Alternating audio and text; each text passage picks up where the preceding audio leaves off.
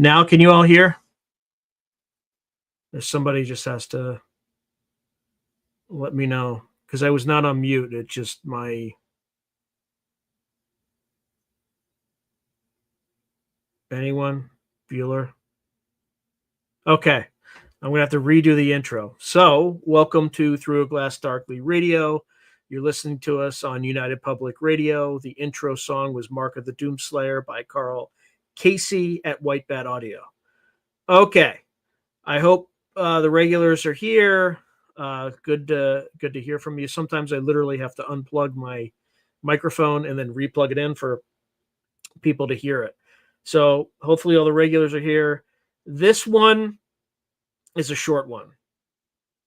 So as you all know, for full disclosure, I come up with the topic. I come up with what I want to talk about the topic, but AI generates a script and then I run with it.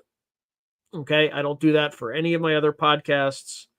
In terms of for interviews and stuff like that, that's all organic. This is efficiency in motion. So we'll figure out what to cover after I get through the main broadcast. So without further ado, let's get started, and then we'll see how long I can drag this one out. All right. So the Vatican's secret archives and extraterrestrial contact, allegations and theories. The Vatican has long captured the imagination of conspiracy theorists and believers in the paranormal. In particular, its secret archives, now formally the Vatican Apostolic Archives, or I guess formally, yeah, they're formal. That's what they're formally called, are often rumored to hold evidence of extraterrestrial contact or knowledge of non-human intelligences. Over the years, a number of intriguing claims have emerged. Stories of popes and priests conversing with otherworldly beings, speculation about hidden UFO files, and even suggestions that the Catholic Church is bracing for an alien revelation. How much of this is fact or pious legend? This report will delve into these allegations, from the Fatima apparitions of 1917 and the prophecies of Padre Pio to the whispers of Jesuit exorcists like Malachi Martin, and up to modern tales of a Vatican-operated Lucifer, and that's an acronym, telescope scanning the skies. We will examine documented statements and their context alongside more speculative claims, noting clearly what is verified history and what lies in the realm of theory or myth. The goal is a compelling yet balanced exploration, accessible to a general audience, but detailed enough for those familiar with esoteric and paranormal lore. Vatican archives and alleged alien records. For centuries, the content of the Vatican's archives, over 50 miles of shelves of documents, remained shrouded in mystery. Some believe these vaults contain records of UFO sightings and even direct alien contact.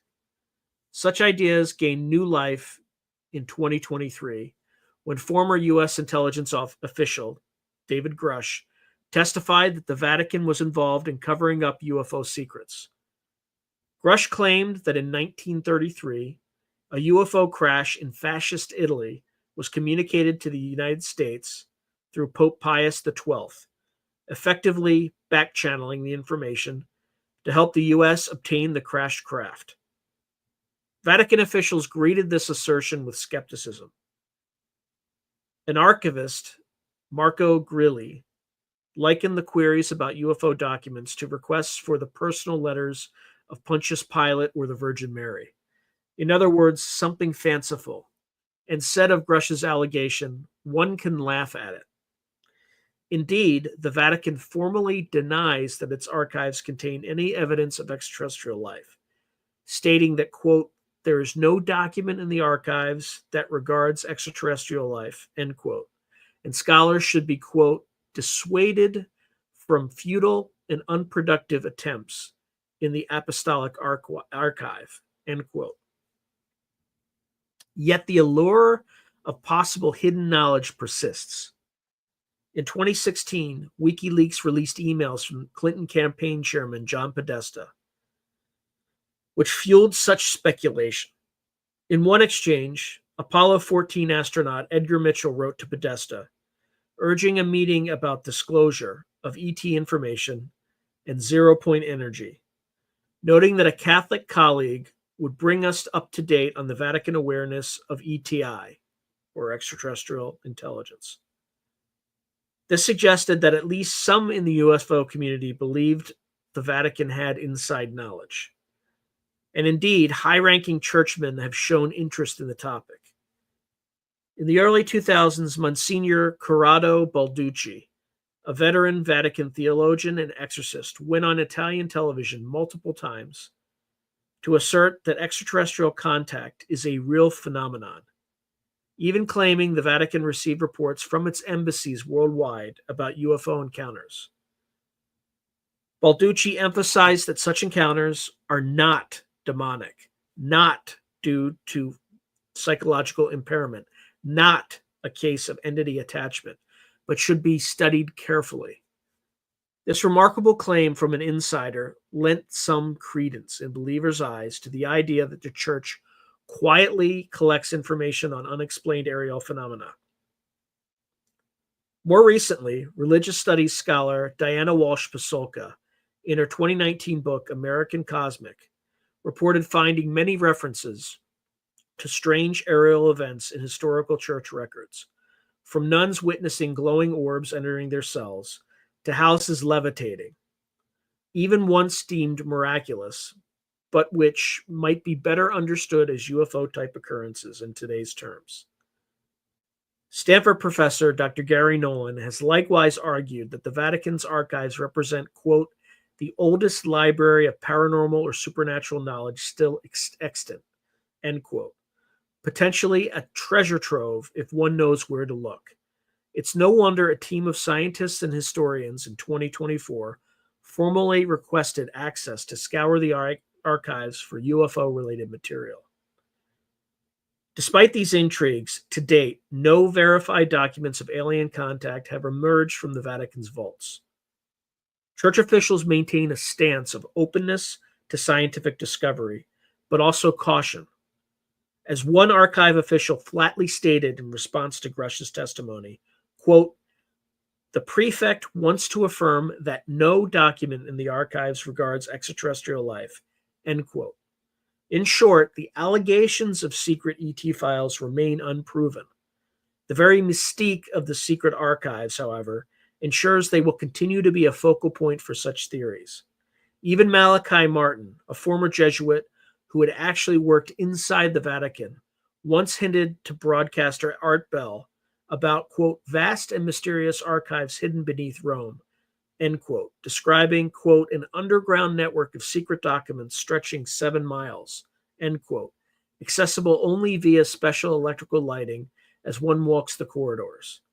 That image, straight from a thriller novel, encapsulates why the Vatican is a magnet for conspiracies. If one imagines any institution might hide cosmic secrets, it is the one housing centuries of the world's spiritual and historical mysteries. All right, let me just check very quickly on. All right. Okay, John's writing, they never smuggled Nazis out, too. No UFOs, no Nazis. Yeah, exactly. Yeah, they definitely smuggled. Well, they helped in Paperclip. There's no doubt about that. Anyway, all right, let's get back to it. Love the sarcasm, John.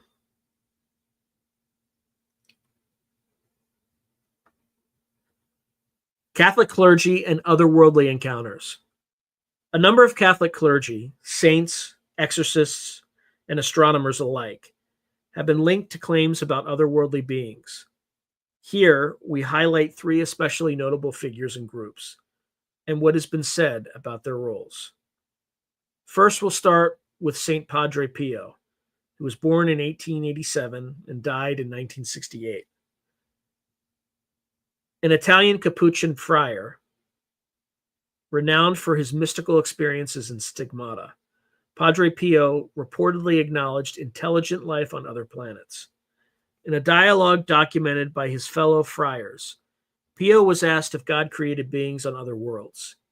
He replied emphatically, quote, "What else? Do you think they don't exist and that God's omnipotence is limited to this small planet Earth?" End quote.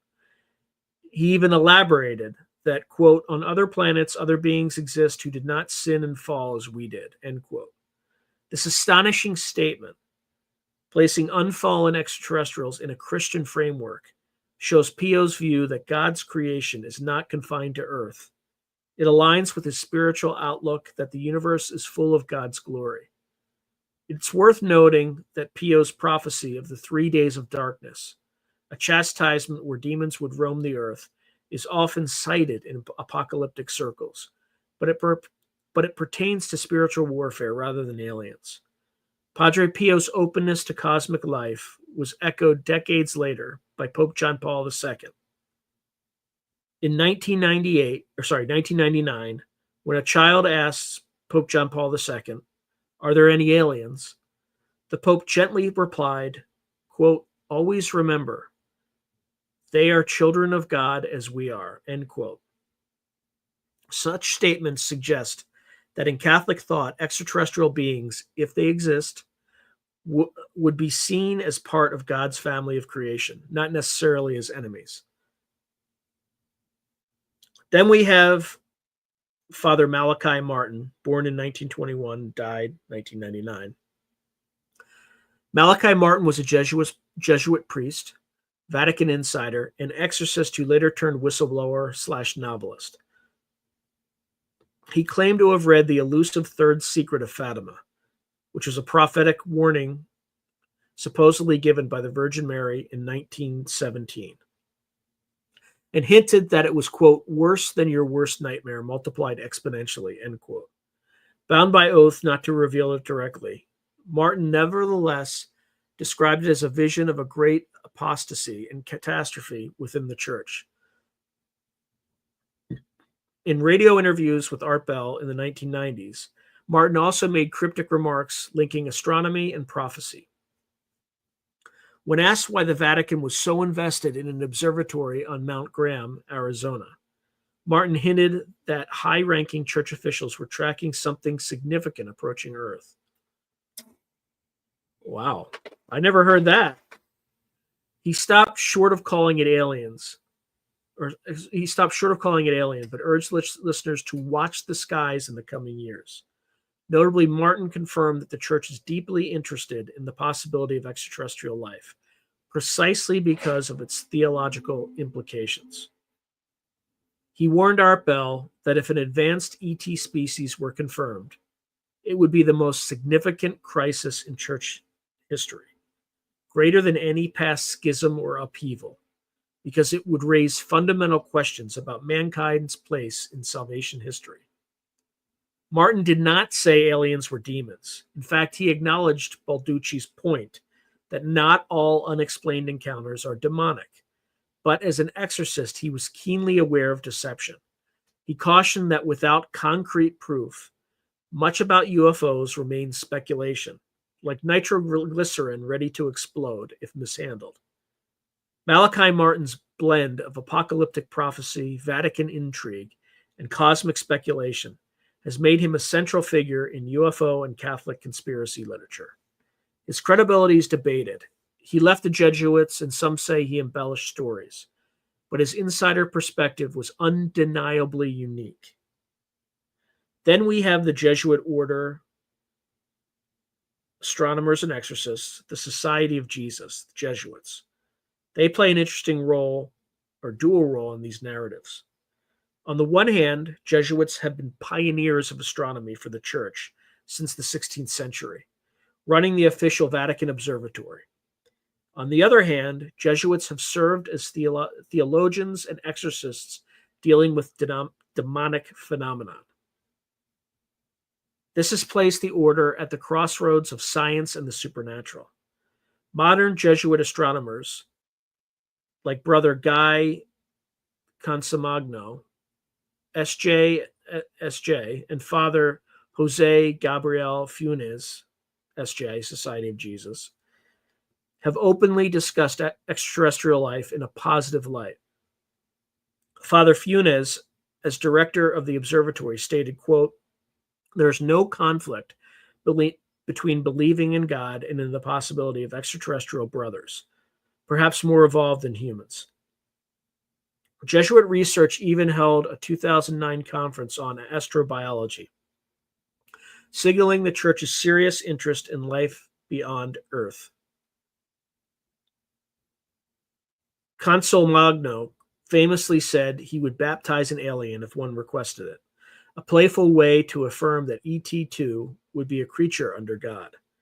Contrasting this scientific openness, Jesuit-trained exorcists like Malachi Martin and non-Jesuit peers like the late Gabriel Amorth of Rome have confronted claims of demonic activity, sometimes speculating an overlap with UFO phenomenon. Corrado de Balducci, though not a Jesuit, was close to many Jesuit scholars in Rome, and his position was striking. He asserted on Italian TV that the Vatican knows of UFO encounters via its diplomats. He firmly rejected the idea that aliens are demons or hallucinations. It's notable that Balducci and Consul Magno both point to a consistent theological stance. If aliens exist, they, like angels or human souls, are part of God's creation, not automatically devils or threats. Nonetheless, conspiracy theorists often cast the Jesuits as shadowy figures with secret knowledge. Authors Tom Horn and Chris Putnam, for example, allege that Jesuit astronomers at Mount Graham privately spoke of an alien savior and even suggested, without evidence, that Jesus Christ might have an extraterrestrial origin, a sensational claim the Vatican flatly does not endorse. In truth, the Jesuit order's involvement in these matters shows the Catholic Church attempting to study non-human intelligences in both spiritual and scientific dimensions, discerning spirits via exorcism and scanning the heavens via telescope.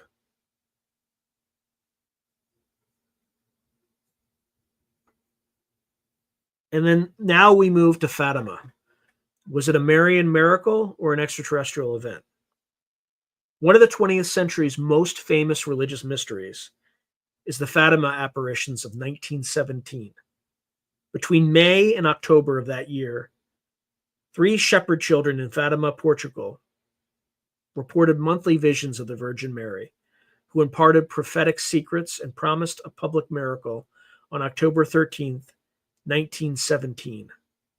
On that day, a vast crowd of 50,000 plus gathered in the rain-sodden Cova da Iria field and witnessed what has been called the miracle of the sun.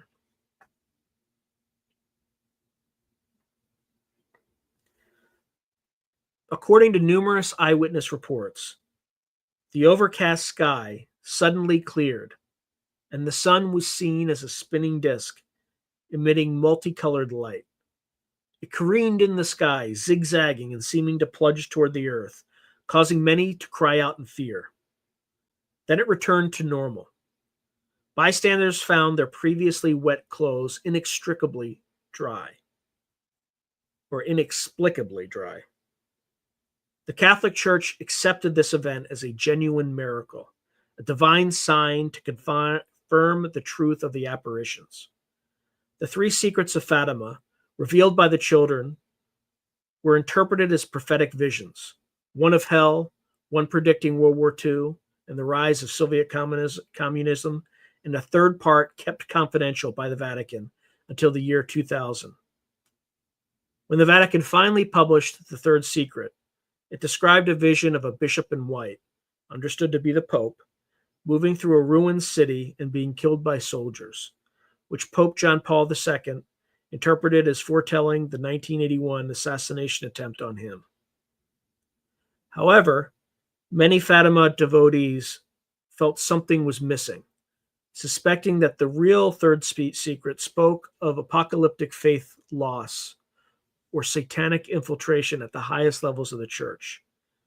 Indeed, prior to its release, Cardinal Ratzinger, later Pope Benedict XVI, had hinted that the secret concerned dangers to the faith. And the last times, Malachi Martin, who read The Secret in 1960, said it was not 20 years away from fulfillment when he spoke in the 1990s, and implied it would involve a great apostasy within the church. This background fueled decades of conspiracy theories that the Vatican had suppressed a dire warning from Our Lady about end times, possibly involving natural disasters or cosmic events. Adding another layer of mystery, UFO researchers have reinterpreted the Fatima events in extraterrestrial terms. In the 1970s, and especially the 1980s, some authors noted that the miracle of the sun sounds in modern language like a classic UFO sighting or aerial phenomena. The spinning disc-like sun could have been an unidentified craft or an atmospheric UFO display, they suggest, and the radiant female figure seen by the children might not have been the Virgin Mary at all, but an alien being using religious imagery. Between 2000 and 2006, two Portuguese historians, Joaquim Fernandes and Fina Darmada, published Heavenly Lights and Celestial Secrets, which boldly argue that the entities encountered by the children at Fatima were not deities from heaven, but rather alien beings visiting from elsewhere in the cosmos. They uncovered early records indicating that the children's initial descriptions of the apparition differed from later Catholic iconography. For instance, 10-year-old Lucia said the lady, quote, was small, end quote, about a meter tall, spoke without moving her lips, and wore a strange outfit of white with a skirt and jacket and a spherical light globe at her waist. The being never identified herself explicitly as Mary during the apparitions. When Lucia asked where she came from, the lady simply pointed to the sky and said, "From up there." Only later, under leading questioning, did the children and the local clergy assume she was the Virgin Mary, Our Lady of the Rosary. Fernandez and Darmada alleged that Jesuit priests in 1917 helped promote the interpretation of a Marian miracle and concocted a cover story to fit Catholic expectations. In their view, a more extraterrestrial explanation fits the phenomena. A UFO staged the solar miracle, and an alien intelligence delivered messages in the guise of the Virgin, either out of benevolence or to guide humanity away from war. These authors even claim a Jesuit conspiracy to suppress the true origin of the Fatima prophecies in order to maintain the religious narrative.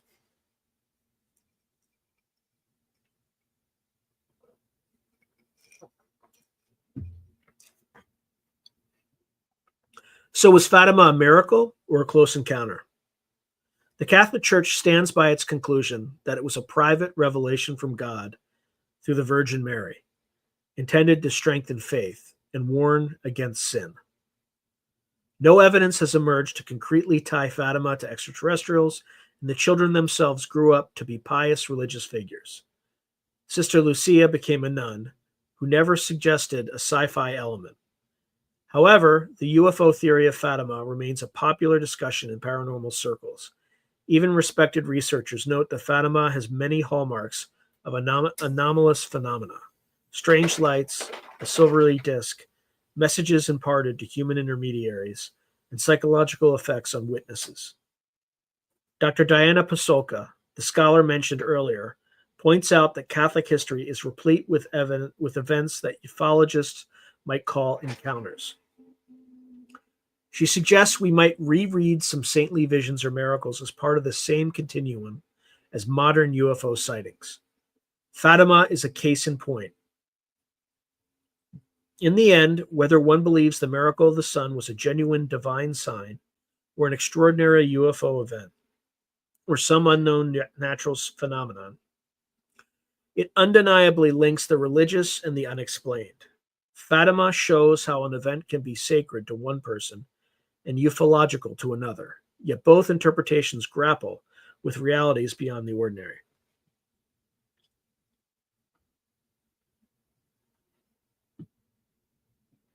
All right, let's take a quick break to see how folks are doing. Okay, don't care about that. All right, Tribble Nubbins, good to see you, my friend, writes, the day before the first images from the first rover on Mars came in, the Vatican said something like, if aliens exist, they're God's children too. It was interesting. I remember that announcement. Interesting. Poindexter, good to see you. And yes, well, good. Good that to hear that it's interesting thus far. All right. I think most of the regulars are still used to Sundays, so hopefully more folks who are typically here show up, because there ain't going to be a show tomorrow night. It's shifted to Saturday night, prime time. All right, let's just get back to it.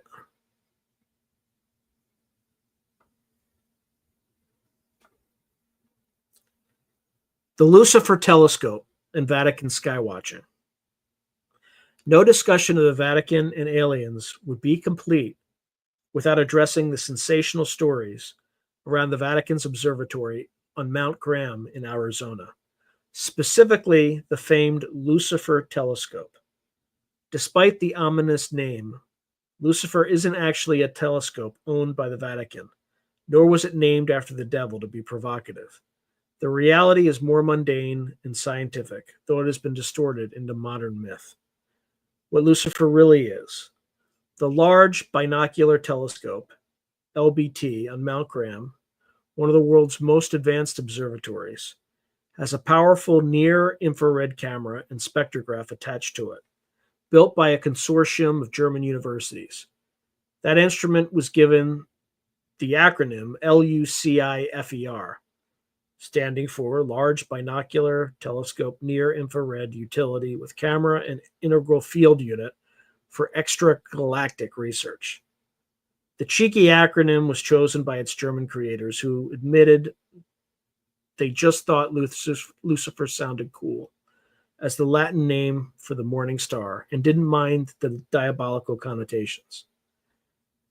The instrument, chilling to minus 213 degrees centigrade for optimal sensitivity, allows astronomers to peer through cosmic dust and see newborn stars and distant galaxies in infrared. It just so happens that the LBT is located right next door to the Vatican Advanced Technology Telescope, or the VAT, which is the Vatican's own smaller telescope on Mount Graham, run by Jesuit priests. So in a geographic coincidence, the Catholic Church's observatory is literally adjacent to an instrument named Lucifer. This delightful irony was not lost on conspiracy theorists. So the conspiracy claims, okay, so we're just going to go into conspiracy now. A popular narrative emerged that the Vatican is using a telescope named Lucifer to look for aliens or the second coming. Fundamentalist and New Age conspiracy websites exploded with claims that the church was actively monitoring something approaching the earth. Some wove an elaborate tale that the Vatican, in league with secular powers, knows an alien savior or planetary object like Nibiru is inbound and is preparing for a kind of disclosure or end times announcement. The name Lucifer means light bearer, is thus interpreted as a nod to Luciferian satanic influence, or a code word for the morning star heralding an alien Christ. Authors Tom Horn and Chris Putnam, in their 2013 book Exo Vaticana, even alleged they were shown around the Mount Graham facility by Jesuits, who freely spoke of UFOs frequently spotted in the observatory's cameras. They further claimed that Brother Guy Consolmagno, Society of Jesus, a Vatican astronomer, shared with them a private document pondering the theological implications of advanced ET life, including a line that contemporary societies will soon look to aliens to be saviors of humankind. His word, not mine. In Horn and Putnam's sensational retelling, Vatican astronomers supposedly hinted that Jesus might have been connected to an extraterrestrial lineage, an interpretation far outside any mainstream Catholic theology. These claims have been heavily criticized and not corroborated by the Vatican or independent sources. In fact, Rational Wiki dryly notes that this entire Lucifer telescope conspiracy was essentially concocted by Horn, Putnam, and other evangelical figures, and then amplified on venues like the Jim Bakker Show. It describes them as propagating the idea that the Vatican is in possession of a telescope named Lucifer, which they have used to find extraterrestrials, and are keeping the discovery of ET secret.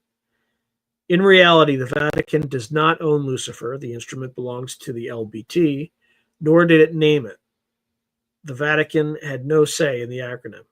The Vatican's own telescope on Mount Graham is the VAT, and its nickname is far more benign, quote unquote, the Pope's scope.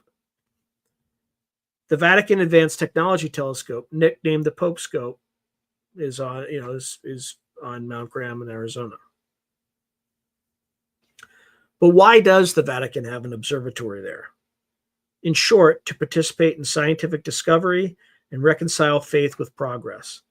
The Catholic Church has a long tradition of astronomy, dating to Pope Gregory XIII calendar reform in 1582, and the Jesuit mathematicians who helped implement it.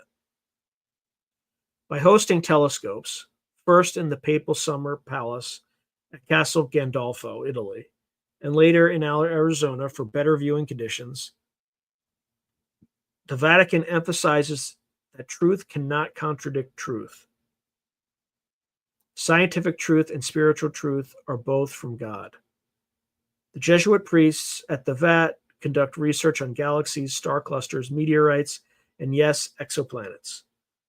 Father Paul Gabor, Society of Jesus, for example, specializes in extrasolar planet detection.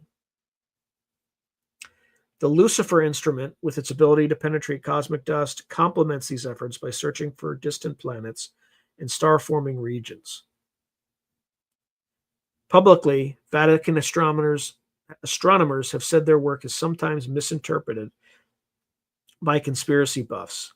Father Jose Funes once laughed about calls asking if he was tracking Nibiru, the rumored rogue planet. No, I assure you we are not spying on an incoming asteroid or alien spaceship. Instead, he said, if God is the creator of all, then discovering any part of creation, even alien life, is a way to glorify God.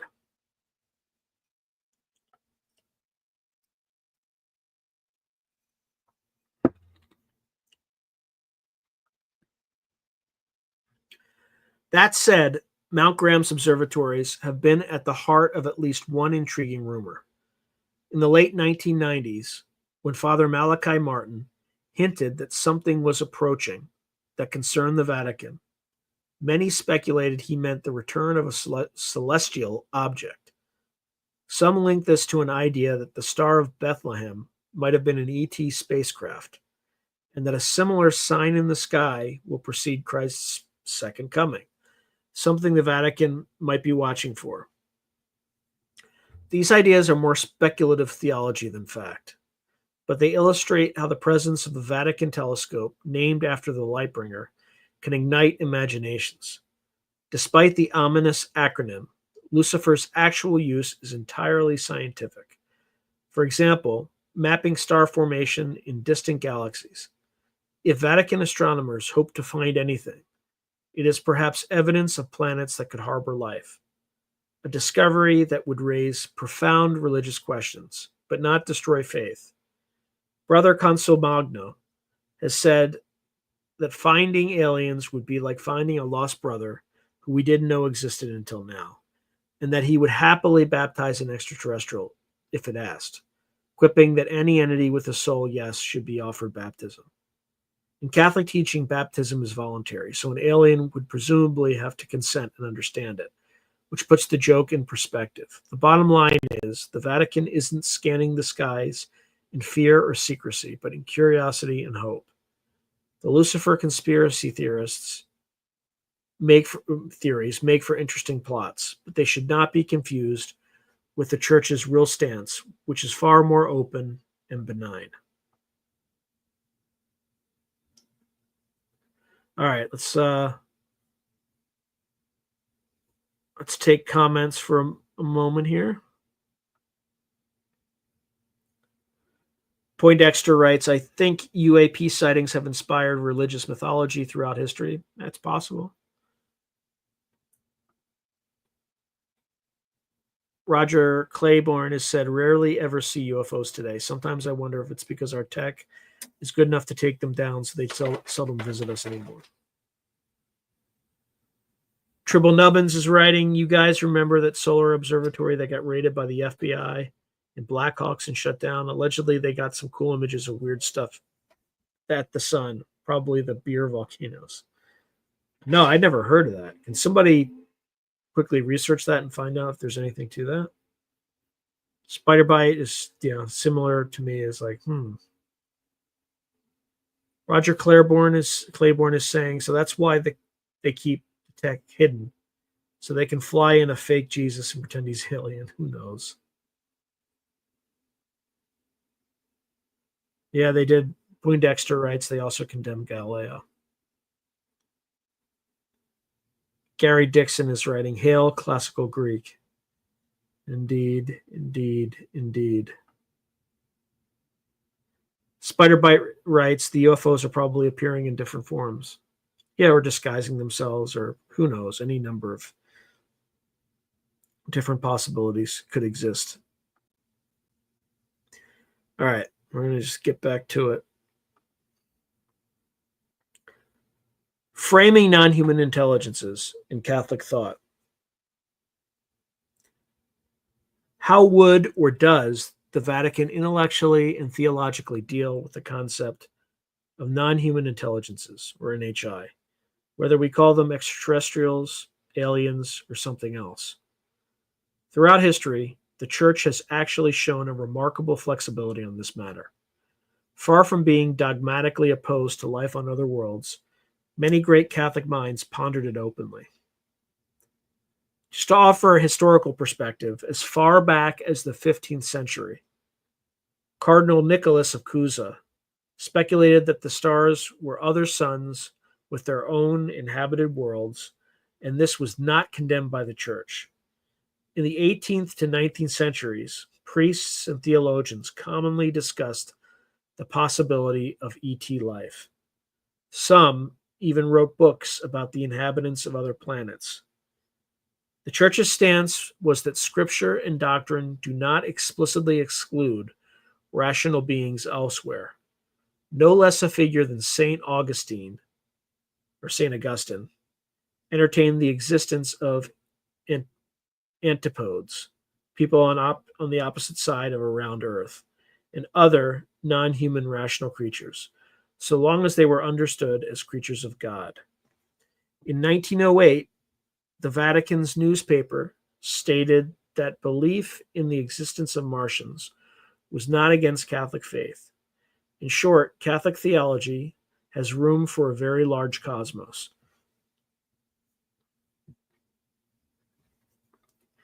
When it comes to extraterrestrials and salvation, a recurring theological question is, would aliens have souls? Did Christ's redemption apply to them? The common view among modern theologians, including Jesuit scholars, is yes. If they are intelligent and free, they would have immortal souls as part of God's creation.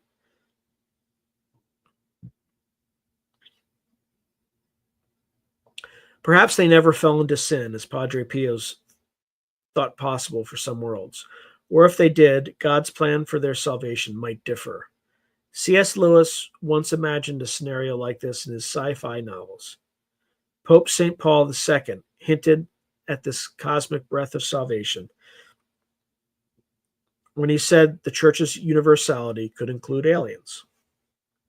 They would still be, quote-unquote, children of God, even if biologically different.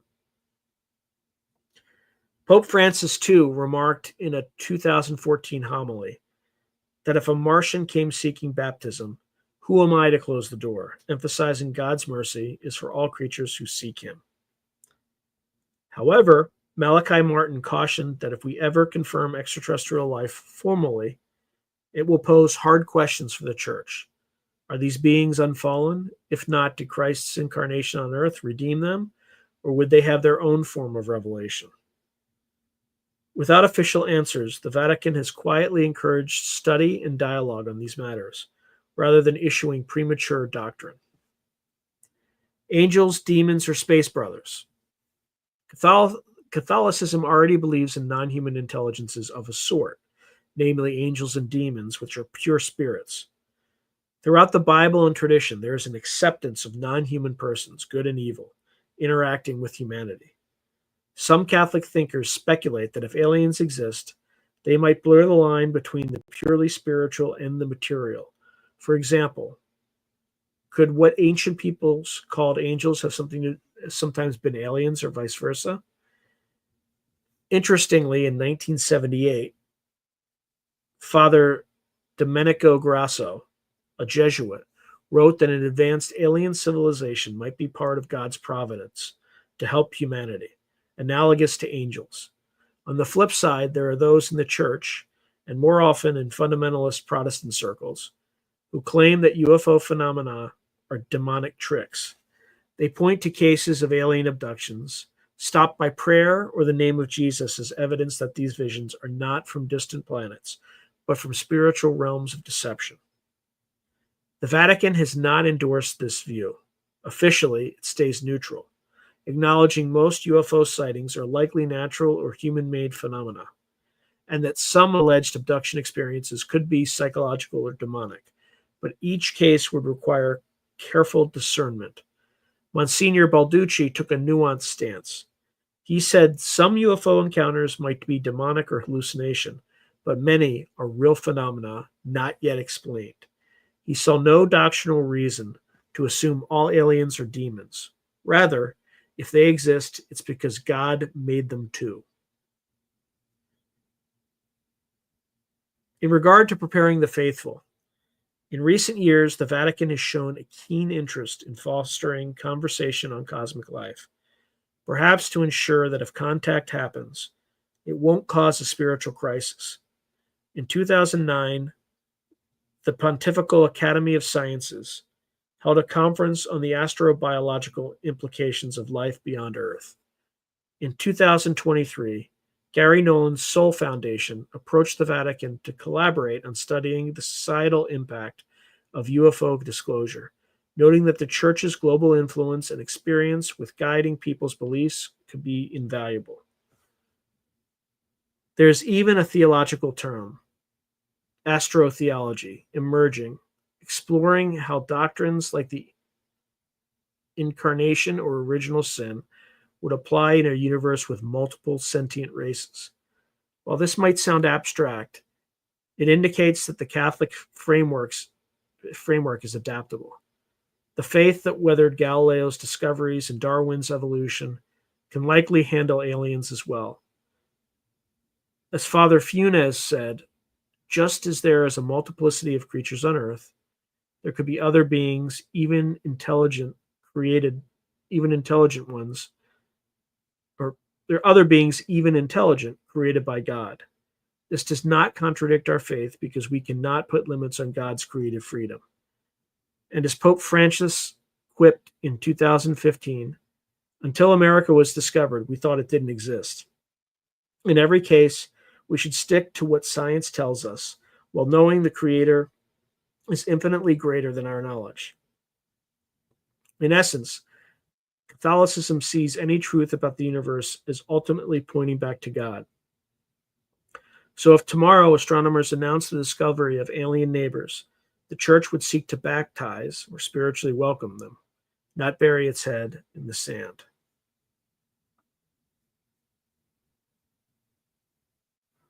All right. Oops. Gary Dixon is saying, the devil is a gentleman.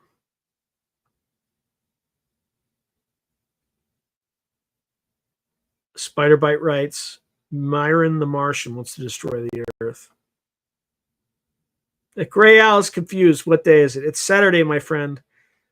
I made the announcement last week that we were moving from Sunday nights to Saturday nights. It's because there's more traffic on. It's a bigger audience apparently on Saturday nights. So I'm moving up in the world, my friend. So yes, it is Saturday. It is not Sunday. You are not confused. Although Spiderbite is adding to the confusion and telling Gray Owl that it is Sunday now. But it probably is Sunday where Spiderbite is, but it's Saturday where Gray Owl is. Gray Owl is saying probable forms are likely manifesting in probable appearances. Yep. So Roger Claiborne is, Saturday in the U.S. is responding. Yep. I didn't see your comment, Spiderbite. I just got to it, but Spiderbite basically said what I said. Spiderbite said, Gray Owl, it's probably Saturday for you. It's Sunday for me because I'm in the future, which Spiderbite is. Gray Owl is quoting the great Morrissey. Every day is like Sunday. Tribble Nubbins is writing, I'm so far in the future. I got some Wednesday in me, messing with the forever outside this pocket universe. Indeed, indeed, indeed. Fred's writing no mention of Edgar Mitchell in his email to Podesta about Vatican knowledge of ETs. No, I mentioned it at the very beginning. It is definitely in there. I promise you. Those words passed through my lips to God's ears.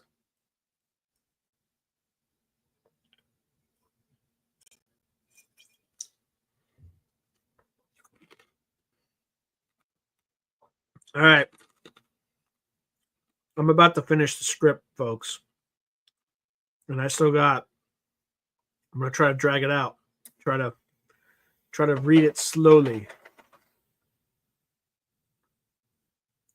Yeah, Fred's writing, sorry, I got in late, forgot about the change in schedule. I told you my crew might get confused. But thank you for figuring it out, Fred. Hey, Miss Tammy, good to see you. Okay, let's get back to the conclusion. I'm going to read very slowly so I can stretch this one out. I'm already delaying right now, just buying time. I'm tap dancing right now because I don't want to run out. I don't want to run out of material, but I'm poised to run out pretty early. All right, here we go. Let's get back to it. So in conclusion, from secret archives to celestial visions, from mountaintop telescopes to ancient prophecy, we've traversed a fascinating landscape where the Vatican meets the extraterrestrial. It's a realm where verified history and fervent speculation intertwine. On one hand, we have documented openness, prominent churchmen acknowledging the possibility of alien life and insisting it poses no threat to faith. The Vatican's own scientific investments and even hints that historical miracles might be reread through a modern lens. On the other hand, we have a rich tapestry of legends and theories. A pope allegedly chatting with a spaceman in the gardens of Castel Gandolfo. Whispers of UFO crash secrets trading during World War II. Jesuit astronomers scanning for an alien messiah. And Marian apparitions recast as cosmic encounters. For a general audience, the takeaway is this. The Catholic Church does not officially claim to be hiding aliens in the basement, nor is it summoning demons through telescopes. It does, however, maintain one of the world's oldest continuous inquiries into the heavens, and it frames whatever might be out there in fundamentally spiritual terms. All children of God, as Pope John Paul II said. The esoteric allure will always be there. After all, the idea that a 2,000-year-old religious institution might hold profound cosmic secrets is irresistibly Da Vinci Code-esque. We have seen how this allure gave rise to stories like the Third Secret of Fatima, which still inspire both devotion and conspiracy in equal measure. For those familiar with paranormal and esoteric topics, the overlap with Catholic mysticism is striking. The Church has its angels and demons. UFO lore has its Nordics and Greys. The Vatican has prophecies of chastisement. Ufology has warnings of nuclear apocalypse from Space Brothers. It is no surprise that some have attempted to connect the dots, suggesting it's all one grand narrative. But as researchers often caution, we must distinguish between evidence and conjecture. We saw that Vatican representatives, like Marco Grilli, openly dismissed some wild UFO claims, where others, like Monsignor Balducci, took UFO reports seriously, but did not view them as inherently anti-Christian.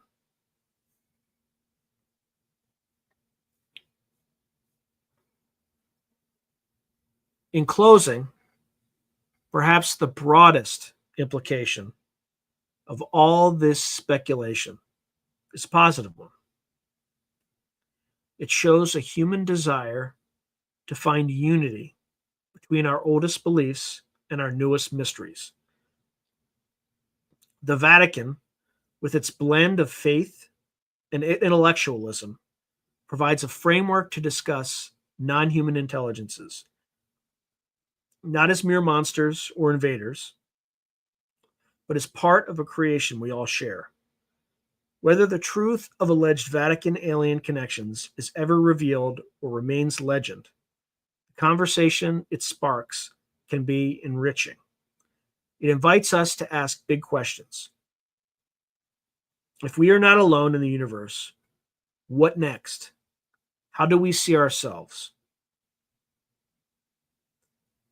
The Vatican would likely answer, we see ourselves as part of a larger family of God's creatures. Until solid proof of ET contact emerges, this answer would remain hypothetical, but it is rooted in a consistent worldview that stretches from the biblical cosmos to the expanding universe of today.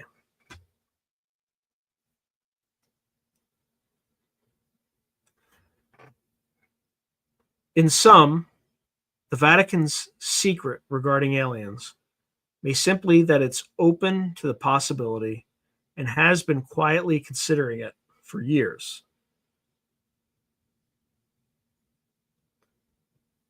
The real secret archives on this topic may not be hidden manuscripts in Rome, but the untapped wisdom in theology that can help humanity process the ultimate discovery. As Father Funes aptly put it, the universe is so vast that it would be arrogant to think we're the only ones if we are not alone. We would see them as another part of creation. That perspective turns a potentially fearsome revelation into an extension of fraternity. And perhaps, in an age of disclosure and mystery, that is the most compelling narrative of all.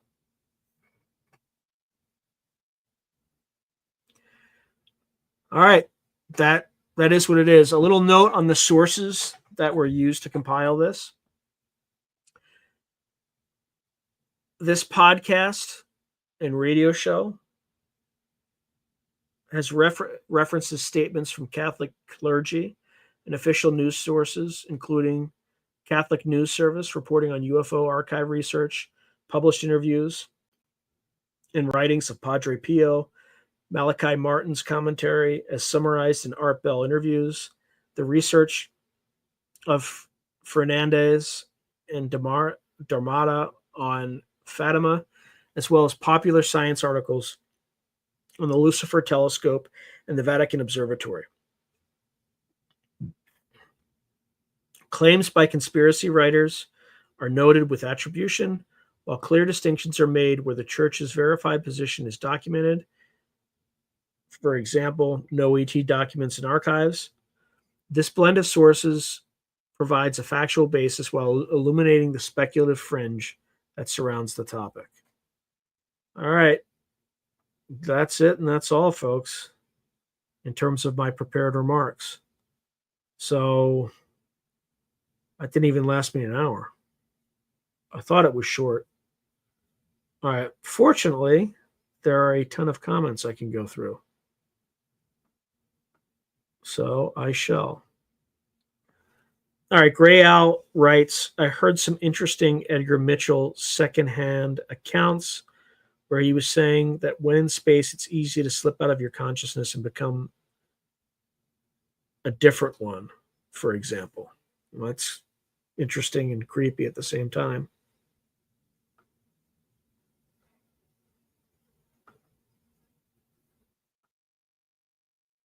Gray Owl is writing, Sean, I like the Saturday vibe. It becomes us all darkly. By the way, did you jettison your Gmail? No, I got your email. I've just been extremely busy.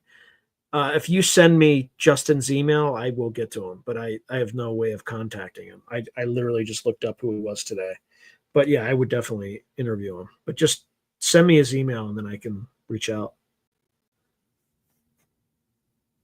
Okay, Spiderbite wrote, Nathaniel, I'm assuming you're referring to Nathaniel Gillis, talked about Fatima and the altar they had to erect. Well, that's a good point. Fast Mama Gemma is writing, Trump and Epstein slept in the same bed. Yeah, I'm sure Trumpstein did. Oh, did I say Trumpstein? Oh, I'm sorry. I thought he was president of Israel for a moment. Anyway, Loading Mike is saying, don't know if they are God's children, if they are the products of fallen ones.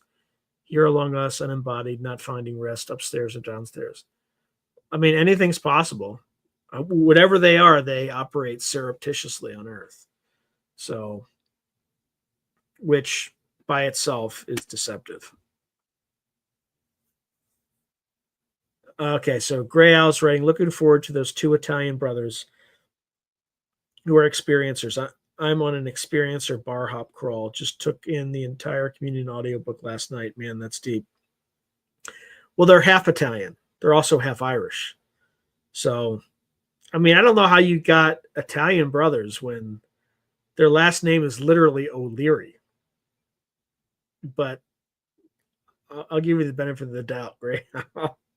But yeah, they're half Irish, half it. Well, no, not even half Italian, actually, now that I think about it.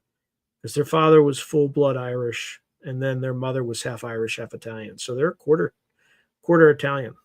You got the Celtic, which is the Celtic gene, which is another Celtic and Cherokee ancestry tend to be magnets for the phenomenon. Okay, so Fast Mama Gemma's writing, I installed Olama on my phone today with Termix, local AI, a little slow. I don't even know what Olama is. Spiderbite is saying, I think they're living here in a different light spectrum. It's possible. I mean, we only detect a narrow range between, I want to say it's like between 400 and 700 nanometers or something like that. Most of the spectrum we can't see, or the electromagnetic spectrum we can't see. Gray Owl saying, not trying to, no, we don't think you're trying to change the topic. Spider Bite writes, a spectrum our eyes don't pick up, but our cameras do. Yeah, like ultraviolet, the ultraviolet spectrum and the infrared spectrum at the low end. We don't pick those two up. Gray Owl writes, the Vatican archives look so cool. Totally got a 15th century vibe going on. Spider Bite writes, is the universe there if we're not looking at it? Are we the universe right here, right now? Is there anybody? That's what Tom Campbell would tell you, that the simulation doesn't render the experience unless there's an observer, which explains the observer effect. I really hope it's in the simulation. Roger Claiborne writes, when I was a teenager, half the people you met were claiming to see UFOs. Today, hardly anyone I meet sees anything. Still reports online, but no one I know is seeing. Well, I mean, I can give you half the explanation, at least half the explanation right now. It's because everybody's looking at these things, just constantly looking down, and they're not looking up anymore. So that's one potential reason. They're just not enough eyes in the sky. But it could also just be that they're not coming here anymore. Who knows? Okay. Tribble Nubbins is writing, the Vatican is an aesthetic the way goth is a gender. Spiderbite writes, there are demons living under the Vatican. You gotta cite a source on that one, Spiderbite. I'd be very interested in seeing what that source is. Not that I have no idea. My reaction to that is I have no idea, right? Let's see. Gray Owl said, Sean, did you check those two cats that were the individuals who interfaced with Mike Masters about the future? I did not. I don't know what their names are or anything like that. Fast Mama Jama writes, my uncle had open heart surgery. He saw the tunnel with life replay. We are in a simulation. Maybe, or it's just this reality is an advanced, it's like a school, like a Dolores Cannon school sort of thing. Okay. Gray Owl writes, okay, cool. We do not need to jettison our emails. Indie Spect, welcome. I haven't seen you before in the chat, so welcome. And thank you for participating in this night's festivities. Is writing Bobby Ray Inman, mentioned by a few people recently. He's an interesting character. Show about him. That's an interesting. Yeah, maybe I look into it. I don't know if I can come up with 2 hours. I mean, I didn't even come up with 2 hours for the Vatican, but that would be interesting. And the guy, he's probably still alive. But after the Project Unity interview he did, I doubt he'll ever surface again after that. Gray Owl wrote, I punched out some 5 to 10 minute briefs on Justin for you and emailed the links a while back, maybe when you were on vacay. Yeah, that could be. But yeah, just send me his email. Because I see that he has a book. It's like an abduction story and all that. I'm definitely interested in talking to him. So, but I don't have any way to contact him. How do we fax in comments? Well, you can't fax them in, but you can use semaphores.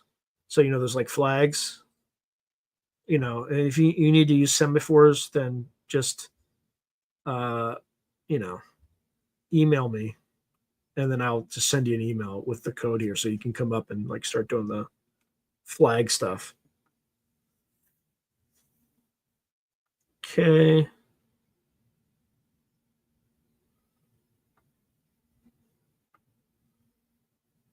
The left half. Not Spiderbite. I'm not sure what you mean, but the Spiderbite writes the left half. Gray Owl's writing, those bros have a really interesting archive of experiences. Yeah, I have like 3 hours of video with them, or more than 3 hours of video with them. So 3 separate episodes.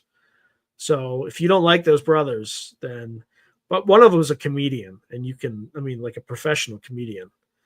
We didn't cover it in the video. I mean, I edited out stuff because Sean came in a little bit later, so we restarted it. But like Chris O'Leary goes way back with like what's his name? Why am I Bill Burr, the comedian Bill Burr? Like he knows Bill Burr. He goes back with like Louis, the disgraced Louis C.K., the Me Too comedian. Like he knows all those guys. He also writes for one of the late night hosts, which he won't discuss because he wants to still have that freelance job. He just writes jokes for him. Okay, so Fred is writing Llama is the name of an openish LLM by Meta. Oh, LLAMA. I got it. Yeah, I don't want to have anything to do with Meta after the 2020 election. Nothing to do with Meta. Fastmo Gemma continues, or Llama runs DeepSeek Gemma Lava in many AI models on your PC Mac phone for free. Loading Mike said, when the chat said Italian brothers, I thought of the red and green plumbers. Oh, yeah. Mario and Luigi, right? The Super Mario brothers.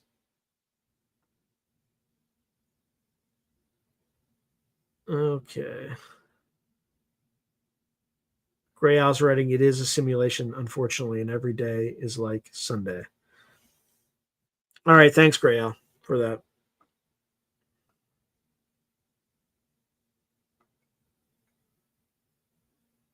All right. Oh, Spiritual Ascension. Good to see you. Yeah, I guess word's getting around that, or people are remembering that this radio show got moved or got pulled into Saturday nights, which is great. Because I can already see like this topic is not as, at least I don't think it's as attractive of a topic or as exciting as a topic as previous episodes. But I can tell from the numbers that just changing the night from Sunday to Saturday night has increased the numbers. I mean, I'm not 100% sure, but anyway, good to see you, Spiritual Ascension. Spiritual Ascension writes, there are 4 massive Saturnian black box loose systems around the world. One of them is under the Vatican.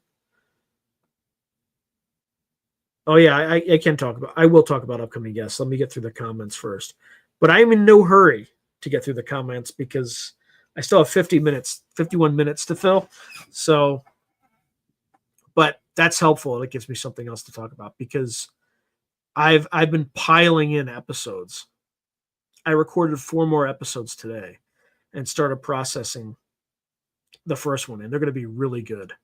And then I have another interview scheduled for this coming weekend with somebody else that will be awesome.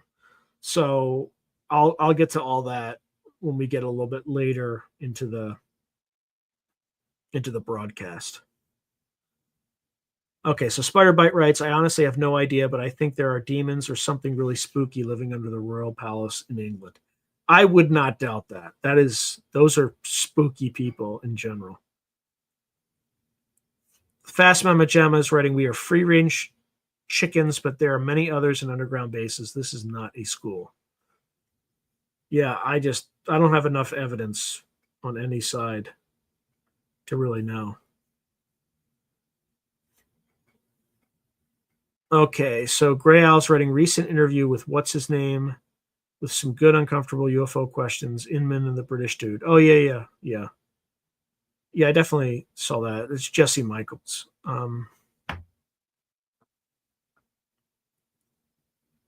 And also Metzger. I forget what the guy's first name is, but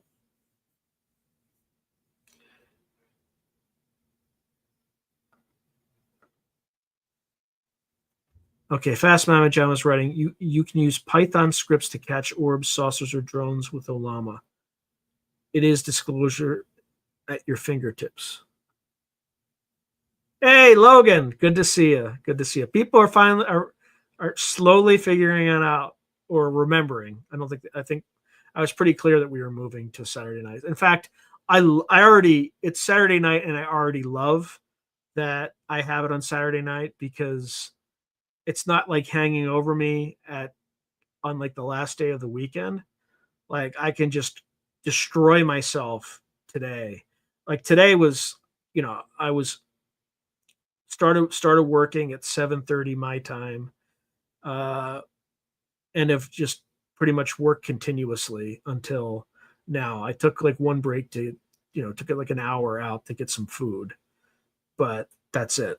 That's it. So I woke up, I had to do something for I have a kind of side gig at a local university. So I did like a call for that for about half hour at 8 o'clock. And then after that, I did 2 interviews with Lynn Buchanan and then spent a few hours editing his episode and then recorded two amazing interviews with Peter Levenda. And then,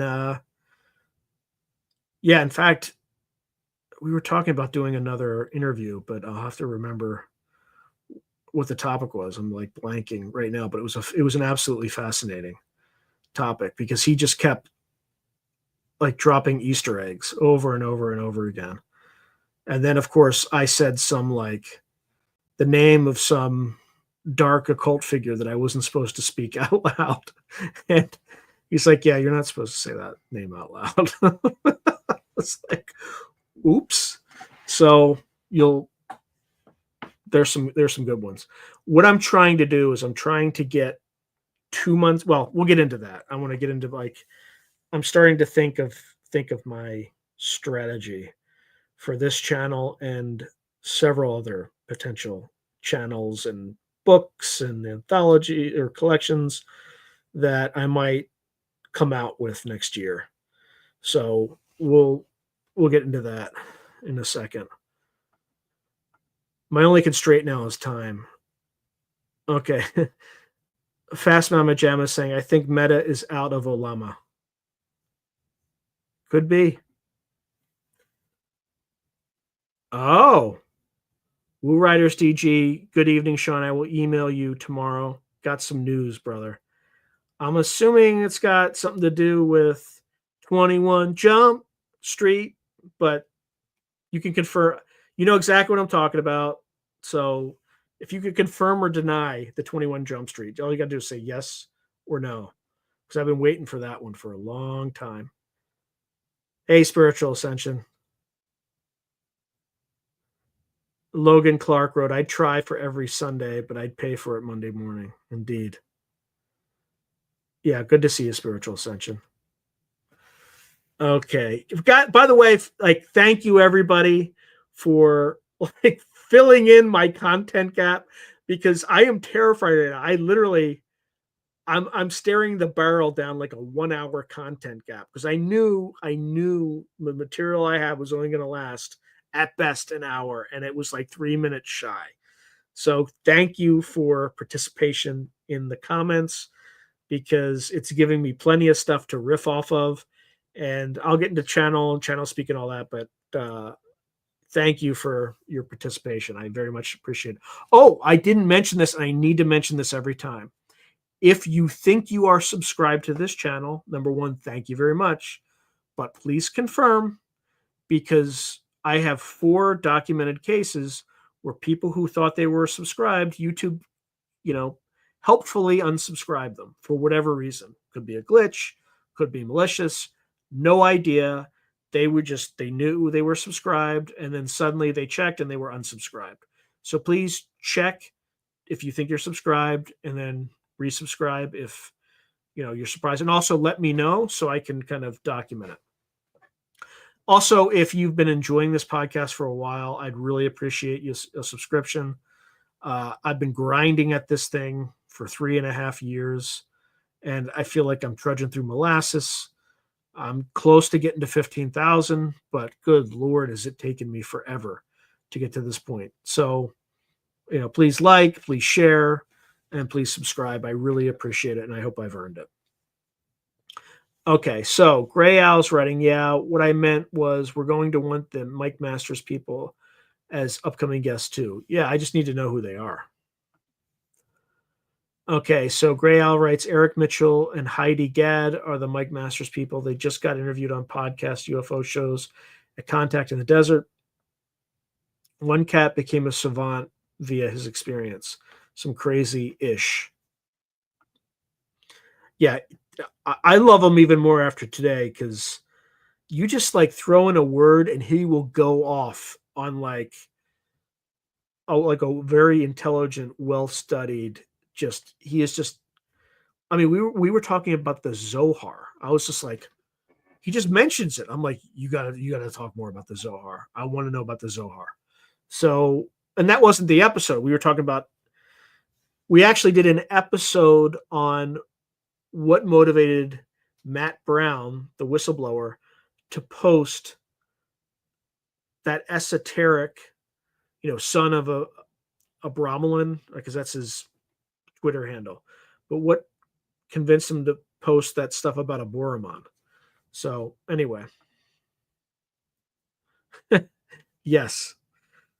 Fast Mama Jamma writes, Trumpstein, it sums it up in one word. I didn't vote in the last election. Luigi was not a candidate. Indeed. If looks could kill. Yeah.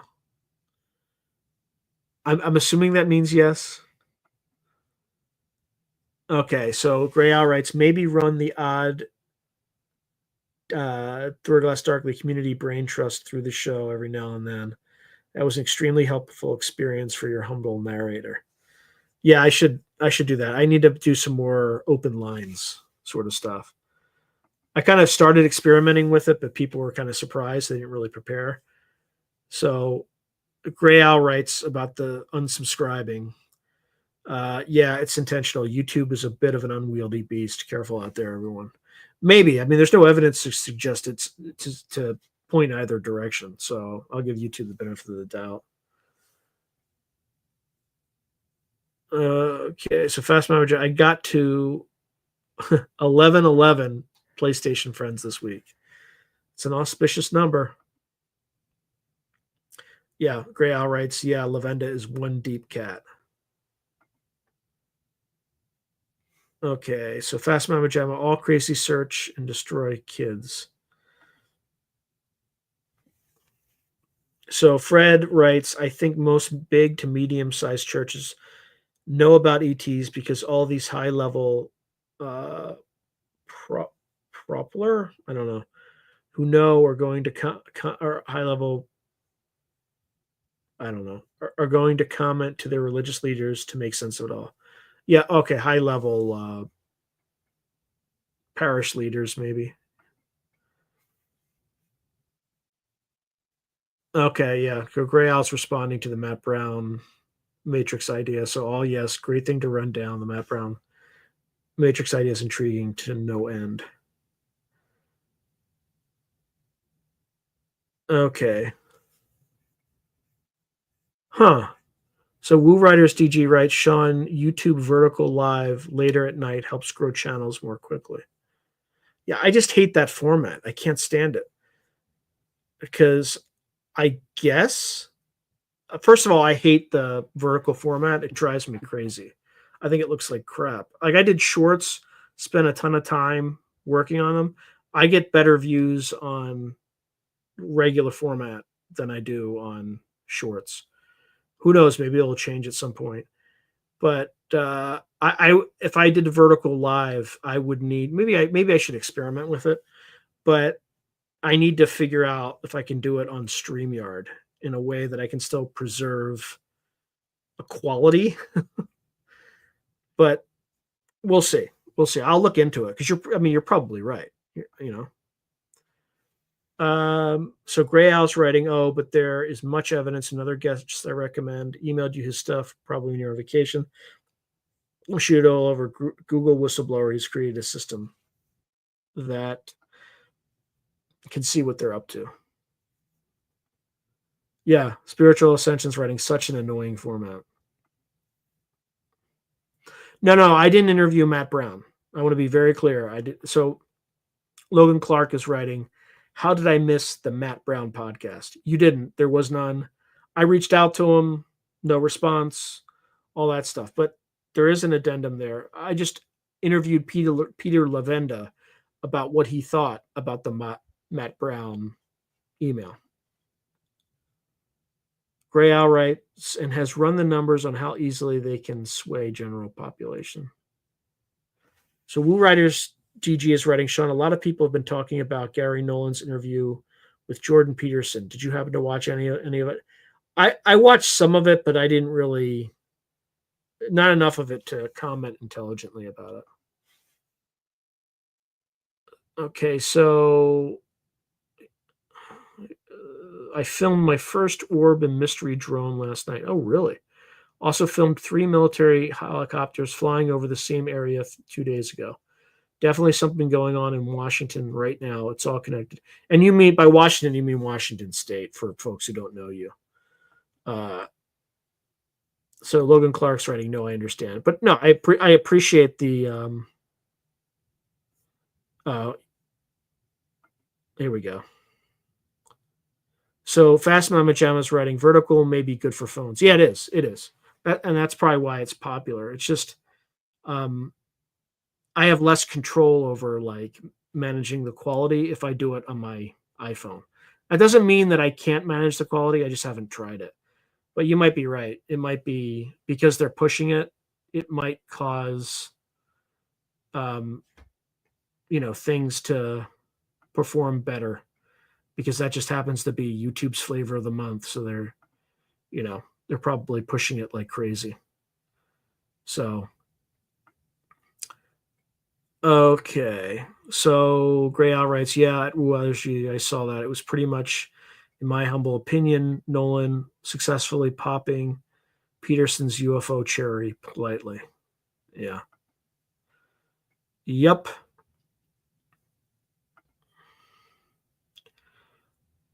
Yeah, me too. And even if I were using my phone, I would flip it so it was like widescreen.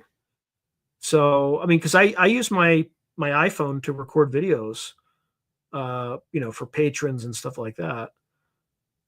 But I don't do vertical screen. I do widescreen because I just think it looks better. So I agree with you, Spiritual Ascension, who writes, I like the option to open to full screen. Fast Mama Gemma is saying, Nolan says they're already among us. No surprise, AI will spot him soon. Indeed. Hey, Elsa, good to see you. So Elsa Dillon, who I've interviewed multiple times, she has family of 10 children who are all have some contact with various non-human intelligences. So please watch the episodes that we recorded. But she writes, hello, Sean. Hope you're well. Thank you, Elsa. It's good to hear from you. Appreciate you. Roger Claiborne is writing, might be YouTube doesn't make enough advertising money, so we're trying to limit many channels' views. That could be. That could very well be the case. But still, like if somebody subscribes to you, like, it's kind of rude. Like I don't like if I subscribe to a channel, I don't want YouTube to arbitrarily decide, even if I never watch it again. Right? I don't want to be that jerk that I'm like unsubscribe. Right? I don't want to be that jerk. Like I want that channel to do well. I just, I subscribe to help them out or whatever because I know what it's like to fight for subscribers. So Logan Clark writes, Peterson has a woo-woo past. I don't remember the details, but it was shocking. Yeah. Thank you also. So she said, so glad to caught show live. This is the new time slot for this live show. So going forward, and I can tell from the views, this is a much better spot than Sunday night. So Gray Owl writes, hey, Sean, update on my ex banned for life. Yep, still banned for life. They can't fire me. I quit them. Yeah, thanks to the Pentagon spokeswoman, basically. Right? She complained about you, it sounds like.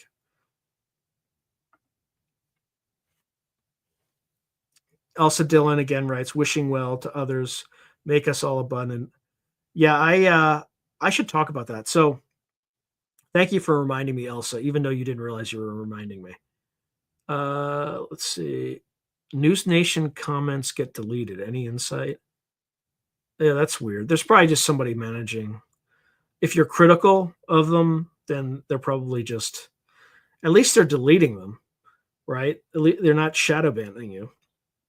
Which, if someone comes in and like all they do is trash talk me, or like, uh, normally I'm all about free speech and open debate and all that stuff, but I work my ass off on this channel, and if somebody comes in and just takes a dump on my comment section, I just shadow ban them. They don't know they're shadow banned. They just keep screaming into the void, and they're the only ones who can hear them. And the reason is it's just, I don't have, if they make like a constructive criticism, I appreciate that. I'll thank them. But if they just come in and just say, "And Lynn Buchanan, I came here to see Lynn Buchanan. I didn't come here to see the host talk at all. So the host needs to stop talking." Like those people, yeah, fuck you. Bye-bye. Right? Like I don't need that. It's not constructive. I try not to talk too much, right? But sometimes there's context, and I'm not always great with it. But there's a better way to say that. Hey, I really enjoy your channel. In this episode, you didn't really let I would have appreciated hearing more of the guest's perspective, but most of your other episodes, there are ways to deliver it. But anyway, I shouldn't be ranting. But Gray Al's writing, LOL, you're probably right. I said I wouldn't be surprised if she had a bowl of human fingers this night sitting on the desk. Elsa Dillon's writing, yep, click that red button. If rude or no manners, eject seat button. But the beautiful thing about it, though, is they can still watch the channel and they can still comment on the channel, but no one sees their comments except them. That's why I love it, because you don't anyway. Does it work in replies? Yeah, absolutely. Yeah, so you can reply to somebody, but here's the thing. You're not shadow banned on News Nation because you're seeing your comment deleted. If you were shadow banned, you would still see your comment. You would have no idea. Unless you talk to a friend and you said, "Did you see my comment?" And they'll be like, "No, bro, I didn't see anything." So, yeah, manners maketh the man. Although my profanity was not great. So my apologies for folks with sensitive ears. I should not have used the F word, but sometimes I have to vent. So that was just venting. So Gray Al writes, yeah, good call, Sean. Negative trash like that actually harms the vibe and all that are liking it. There, from time to time, I'll leave one of those things on there, and all of you guys, my crew, will just attack them. So, maybe I should leave some raw meat there to see what happens. But I'll experiment with it. But yeah, there's some rude people. You're just like,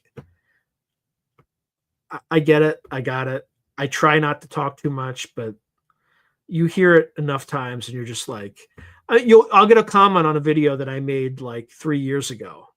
And you're like, yeah, I know. I was just starting out. Like, I don't do that as much now. I'm trying to get better, but I don't need to hear it for the 11th time. Okay, so Fast Mama Gemma's writing, News Nation has an agenda. One word, Cupmo. Well, yeah, they're run by the intelligence community. Roger Claiborne saying, I'm shadow banned on a lot of political news channels because I expose way too much and change the narrative being pushed by influencers. Yeah, fair enough. Logan Clark, you should get into voice acting. Is that a hint that I need work, or is that a hint that I'm decent at it? I'm just clarifying. Because I don't know. It could be sarcasm. I don't know. I don't think it is, but please confirm, Logan. Please confirm. Because I'm taking it like it was a compliment, but please confirm. Gray Owl's writing, I oppose the shadow ban, however, in principle. Yeah, I understand. In general, I do. The only place that I do it is on this particular channel. Like, I don't tend to block people on Twitter or anything like that, because I see that as more of like free speech platform. I see this as I'm producing content for free for people. And when somebody kind of comes in and says, "This has too many commercials. I can't take it. Why is too many commercials? I'm leaving. I'm not going." Okay, go pound sand, because you're watching this for free. Okay. And I put in a lot of effort into this and time. So, like, there's going to be advertisements. So I don't need people saying that, like, you're not at it. It's not constructive, right? It's just entitled and annoying. So those people, I like nuke them into the shadow ban bucket immediately. That's why. But outside of YouTube, I agree with you. Well, I do it on Spotify. I'll delete a comment because I don't have like a shadow ban function. But again, the flavor of comments that get deleted are, "the host speaks too much. Let the other person speak." And the second one is, "there are too many ads." Blah blah blah. Well, too bad. Anyway, calm, happy. I'm just venting. Okay, so Gray Owl's writing, "I found myself self-censoring in the past unknowingly because people were going too heavy on negative feedback about one narrative." I definitely self-censor on YouTube because they will ban you for any number of crazy reasons. Fast Mama Java saying the new Y files is about media control. Totally crazy. I should check it out. I don't know if I've seen it yet. Roger Claiborne is writing, "I used to get hundreds of likes and comments, but now get none except a few channels like this." Well, that's because you're not shadow banned on my channel. Yeah, so if you don't get any like likes or comments on certain channels and you've been like super critical of the host, or just you're probably shadow banned. What you should do is just ask somebody to go and check out a comment on that channel and see if they can find you. And if they can't, then they probably shadow banned you. Okay, so Elsa Dillon writes, "So cute. They always have that type of voice too." Funny. Yeah, sorry. Maybe that's where I'm getting the voice actor comments. Logan Clark, "your character when you're doing an annoying person gives me Hanna Barbera vibes." Yeah, I have other kind of characters, but they could get me into trouble. Okay, so Wendy Gajon, "I'm sure the Vatican knows a whole lot more than we could ever imagine." Oh, 100%. 100%. Okay, so Gray Owl is saying, "Laugh out loud, sure, sure. You will only use the ring for the causes of good pursuits," said Eldor, Gollum, or whoever about me.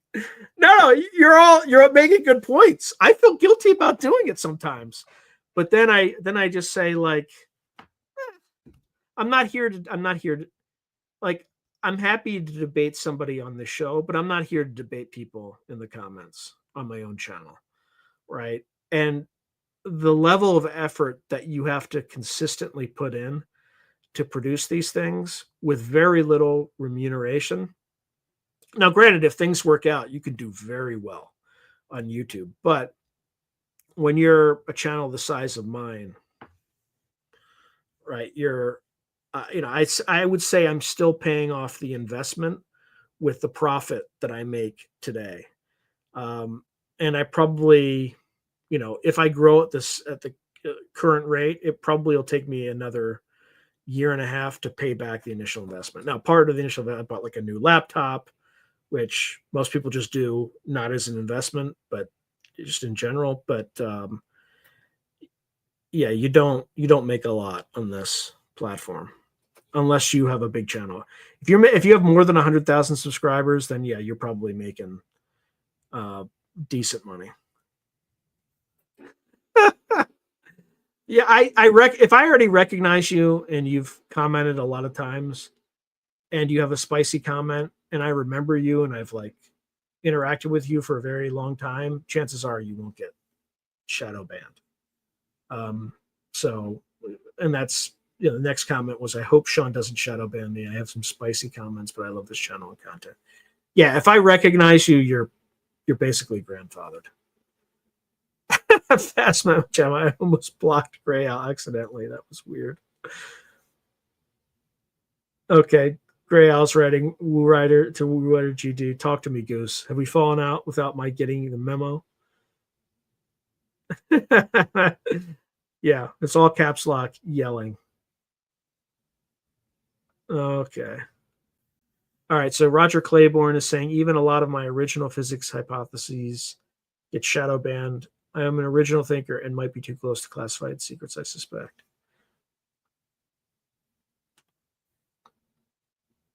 Fast Memory Jammer said, I got a job. I like work for deep state. Teaching people UFO hunting with AI is a passion. All right. So a few other announcements that I didn't get a chance to talk about. So I posted, let me step all the way back. So I did an interview with Lori Lothian, who is the astrologer at Lunatic Astrology. I've never done any interviews with people in that field because I don't know anything about it. So it was my first interview. But the reason I decided to talk to her first is, number one, Kelly Chase just talked about her as somebody who was interesting. So not necessarily a recommendation, but it was good enough as a recommendation for me. And the thing that distinctly separates her from any other astrologer is that she makes geopolitical predictions based on constellations and movement of the stars and things like that. So I brought her on, interviewed her about kind of geopolitics and astrology. And then also it turned out that she was one of John Mack's abductees, or experiencers that John Mack would call up and interview and stuff like that. So we did a whole episode on that. Then we did a third, not even an episode, but like a segment on, like, she just read my zodiological, whatever, my natal chart, sign and all that stuff. That one I put under behind a paywall because it's like semi-personal, but it's not like, it's basically if you're a member or a patron, right? Any level, you're able to see it if you join. So that was posted yesterday. If you have any interest in, I don't know why you would, because it's just like a personal, astrology reading, but it's interesting. I hope it comes true. Like, there's some stuff she said there. I was just like, oh, that would be awesome. That would be my dream. So, but you can see if she predicts it and it happens, you'll understand, or you'll know. You'll be there to see it in advance. Logan Clark, I literally would not see your question if you were shadow banned. I wouldn't see it. It just wouldn't show up. Right. So the fact that I can see it means that you are not shadow banned here. Planet Watching Citizen. Yeah. Good to see you. Good to see you. Hey, Jason H. Good to see you. Yep. Star maps. That's right, Elsa. Yeah. It was definitely an interesting talk. Oh boy. Fast Mama Jama was writing, Bill Gates used to come to my company meetings, also Steve Jobs. I think I work for Deep State. Ray Al writes, I enjoy your appearances, rare as they may or may not be, SBH, on other channels as guests. Oh yeah, I didn't even mention that. You just raised another. So Lori said that my life, like the way that it has progressed, was so close to my astrological chart that she was going to start new segments where she interviewed people who had life stories that mimicked what was in their natal charts. So I need to reach back out to her to find out when she's going to interview me. But that's on Lunatic Astrology, and she has a much bigger channel. It's 110,000 subscribers or something like that. And she's really, really good at what she does. Like, really good at what she does. So in terms of upcoming episodes, those are two that will be not next week, but the week after, I think. That's it. Exactly, Logan Clark. That's exactly what a shadow banner would say. But you're not. You literally, I wouldn't even see your. And you can look it up on YouTube. That's exactly it. You're definitely not shadow banned. You're definitely not. Like, you're complimenting my voice acting skills. So like, you could probably take 2 dumps on my comments thing saying too many commercials. And what was the other one? Even though I hear it all the time. The host speaks too much. I just don't want to hear the host. The host is just, it's talking way too much. And I don't feel, it feels unnecessary. I don't want to. That's a slightly different voice, but. Okay, we Sagittarians must endure the curse of being the most philosophical of all the signs. Sigh. Apparently, my sun sign is Scorpio, but my rising sign is Sagittarius. I didn't know that until I talked to her, whatever that means. Hey, Crazy Cal. Good to see you. All right, so, other guests. Oops, let me just get to the next comment. Roger Claiborne is writing, but being shadow banned so bad on the internet has me going out more in the public and discussing these things with like-minded people. Censorship will get us all out of our phones and computers. Yeah. Gray outrights makes sense to me. Fast Mama Gemma saying, John Mack was a colleague of my aunt at Harvard for many years. She's not a fan of UFOs, but she had an out-of-body experience. Interesting. Fred writes, I don't believe in astrology, but it helps to get on other channels, and it's used methodically, like Area 52 with Jesse Michaels. Yeah. Roger Claiborne is writing, and back in the public like we used to do. Yeah. So in terms of future guests, I think next week we're going with Don Yazzie, who is an experiencer who lives in the Navajo Nation. We have an episode on skinwalkers, and then we have an episode on, I can't remember, like all the other weird stuff that they see out there. And they see a lot of weird stuff. He goes into like why Skinwalker Ranch is cursed, why that happened, how it happened, good versus bad medicine men. It's some interesting stuff. But we got 2 episodes on that. I already told you about the 2 episodes with Lori Lothian. I have another Nathaniel Gillis episode because they always do well. And that's about demonic digital avatars. So, can the phenomenon reach out and touch people through AI? So you'll be, that's an interesting, and he claims it's probably going to be his last interview of the year. He's going to be on the confessionals. I mean, they've already recorded it before we recorded the episode I'm talking about. That he's going to be on the confessionals sometime in August.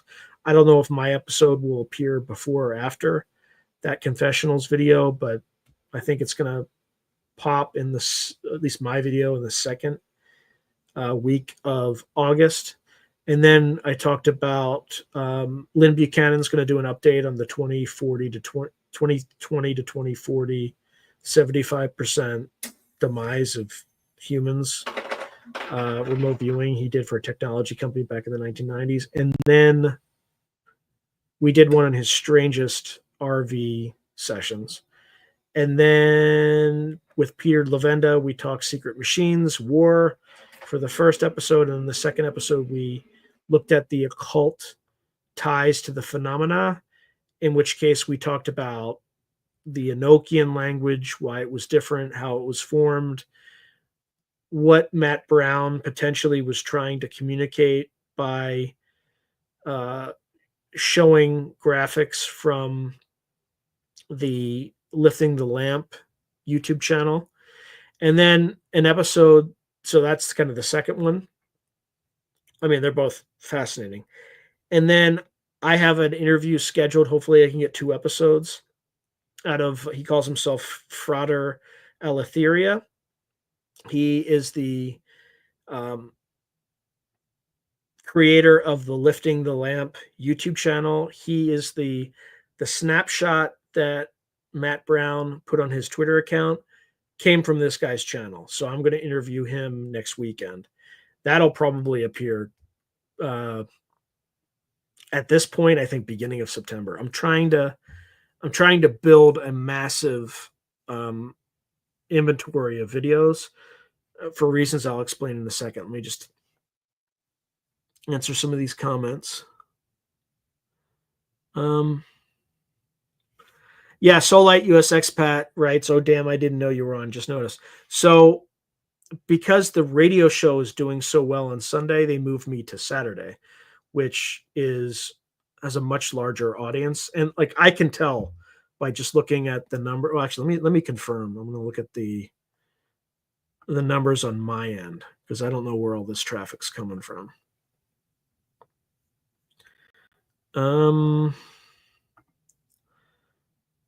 But my initial sense is that it's doing better than it would on a Sunday. But let's see. Yeah. It's not a lot better, but definitely the numbers are better. And I don't think the topic is as interesting as topics that I've had before. So Solite US Expat, Lori Strickler reported on 2 reports of 2 centaurs being seen out there. You know about Navajo Nation? Because Don Yazzie did kind of just throw in centaurs. And I'm like, I'm not even going to go there. That's too. He just mentioned them in passing. I'm like, I'm not going down that alley just yet. Like, but it could be the same thing Laurie Strickland's talking about. All right, so Gray Owl's writing, "I like that you got some Irish in you to laddie. I'll share my last haggis and wee dram with an Irishman that can tap dance and smoke treachery in the halls of body politic and the murky expanse of these new alien wilds." Okay, so Logan Clark writes, "If I have to go back into public, I really don't want to get shadow banned." Yeah, in public, it's just arrested. Okay, so Solite US Expat said, "I thought Lynn Buchanan told everybody about that project between 2040 to 2050. Now I'm curious what he left out." Now it's 2020 to 2040. And it started with COVID. Okay, so Gray Owl's writing, "What do these pounds mean on certain comments? Is that like a 3 strike in your..." I have no idea what the numbers mean on certain comments. It might just be likes. I don't know. I don't know what you're seeing. Okay, so Roger Claiborne, "Lots of lonely women out in the public wonder where all single men are. Since most are on their computers at home, I'm getting more." Well, there is a whole genre of channels about that phenomena. You can go to Better Bachelor and you can kind of see.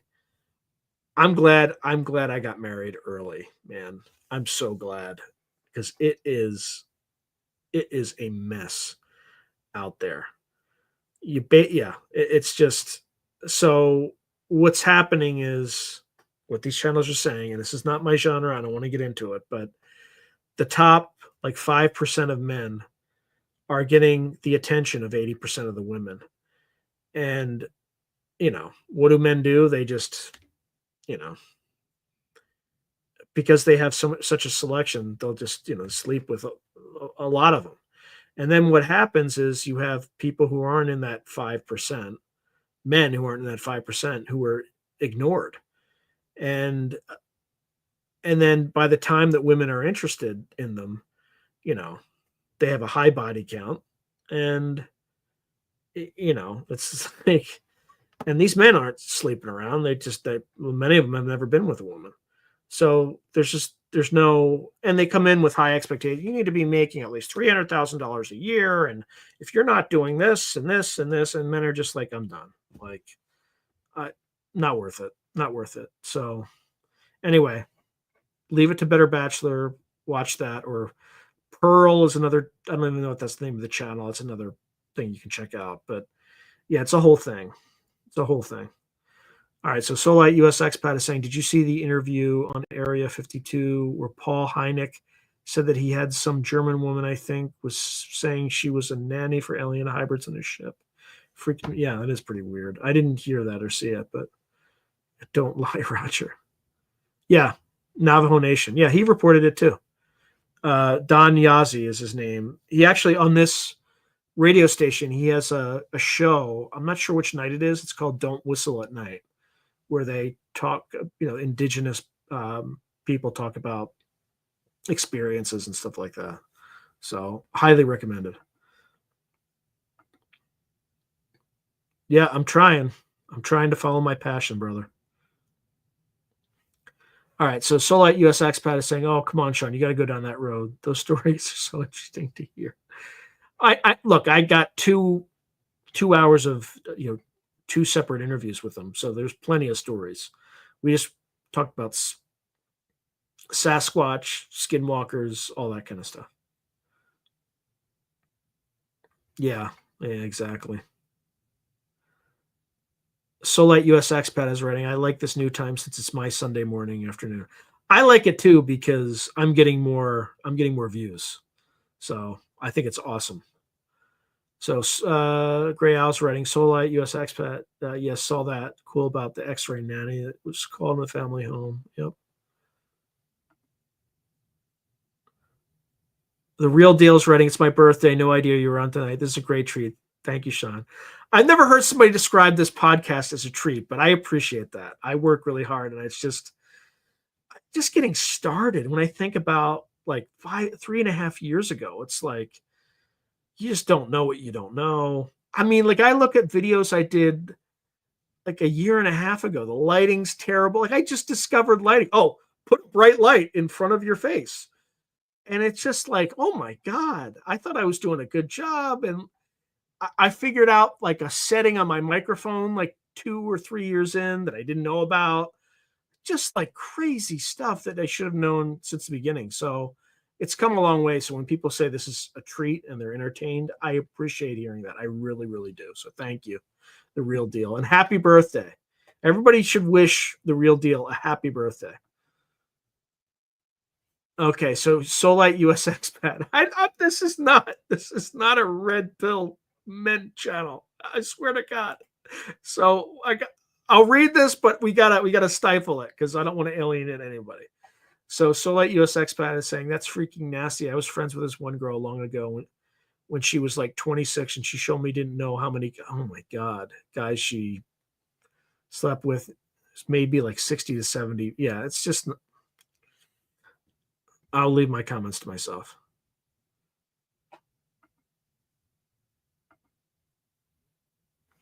Fast Mama Jamma is writing. I talked to my son about it. I am married too. I would go dancing salsa back in the day to meet the ladies. Yeah, I'm worried about my sons too because I have a son who's like super bright, but he's a little bit socially awkward, and yeah, I don't know. It's a much tougher world, but yeah, we'll see. We'll see how it goes.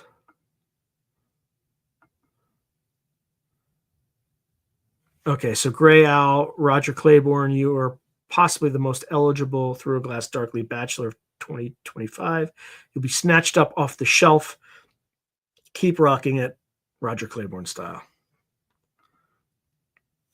All right, so my aunt's restaurant didn't make any money for 3 years. Now, 25 years later, she's a millionaire. It makes 14K a week. Slow and steady. Yeah. Yeah, because it's just steady, steady, steady, exponential. Like that's the way it's supposed to be, but who knows? Who knows when that's going to happen? So I do have plans for a bunch of things, which I teased at, but I didn't describe yet because I'm still getting through comments. Yeah, yeah, Miss Tammy, I didn't want to talk about any of that stuff. I'm just relaying what people are saying. People are saying. All right. All right. How the hell centaurs exist? How freaking weird is it that all this mythology is actually reality? I love your channel. ChatGPT told me 4K videos get more attention from YouTube algorithms. Yeah. So this is, I don't know if I said this was Solite US expat, but it is. Yeah, I got bright light on my face. So the pound symbol seems to be a common imputed value. Tap on it and you will see it. Lots wearing shades. Does that even work?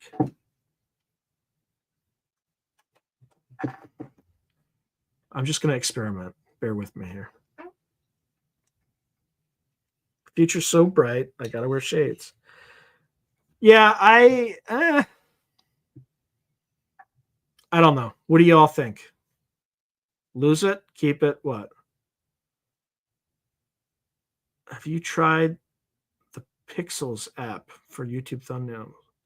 No, I have not. I have not.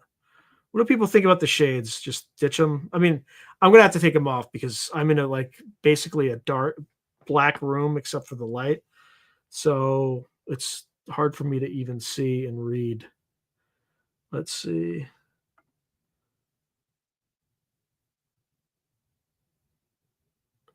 Yep. Lose it. Oh yeah. I don't know. I'm struggling to read these comments. I have to actually put them on the screen. Only one thing for the shades, that rocking tank commander. Yeah, I need a haircut and I need to trim the beard. It has gotten too Grizzly Adams recently. I mean, this is like ridiculous.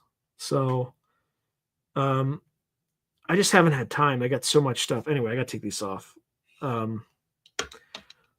But so what I'm trying to do is I'm trying to get 2 months of videos done ahead of time, which that implies it's something like between 16 and 20 that I want to get done. And then after I get that done, I'm going to start another YouTube channel that just dramatizes some of my short stories. I have about 50 of those. I'd like to launch that in 2026 separately. I have one video done basically for that, but I just want to get all of them done for basically a video a week. So around 52 videos, all uploaded and ready before 2026. And then just press the go button and then not worry about it for a year. See if it monetizes. If it doesn't monetize after 1 year, done. Let's see. Oh, the eyes that change color, apparently. But then I'm also going to compile a bunch of my short stories into maybe 3 or 4 more anthologies or collections. They're already done. I just have to format them, make a cover for them, which I can do now in AI without paying someone $700, and then just publish them on Amazon. So, oh yeah, I can ask him that. Solite US Expat is saying, can we have Lynn Buchanan on your radio show so we can ask him questions? Yeah, I can do that. Let me have some space between today and the time I do that because I don't want to take advantage. Yeah, the drive is not the problem. The drive and effort is not the problem. Hard work is not the problem. I don't know what the problem is, but I just keep fighting and pushing through it. Yeah, and work ethic ain't the problem. So I'll figure it out. But I'm just trying a number of different things. So, and then there's 3 or 2 novels and maybe one novella that I will probably self-publish too, because they've just been sitting kind of collecting dust, and I figure I'll just put them out into the world.